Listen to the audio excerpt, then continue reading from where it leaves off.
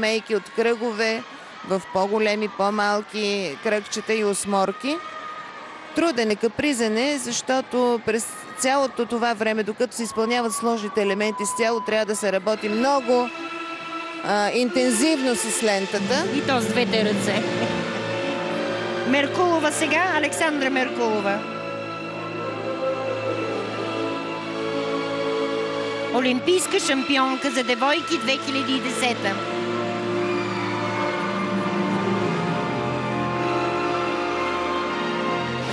Ловене с две ръце, лек подскок. Поизмори се детето. Няма навършени 17 години.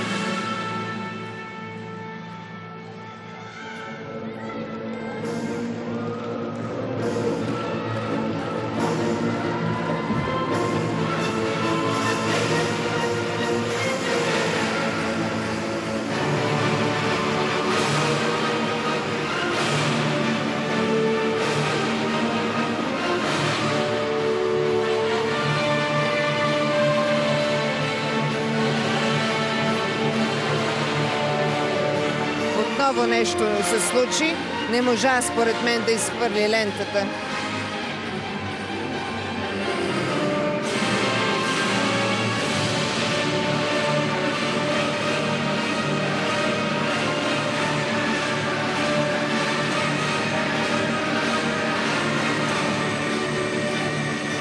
Странен прочит на музиката.